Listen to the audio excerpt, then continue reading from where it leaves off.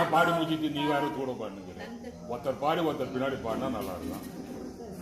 நந்தகுமார Govinda Navaneetha Chola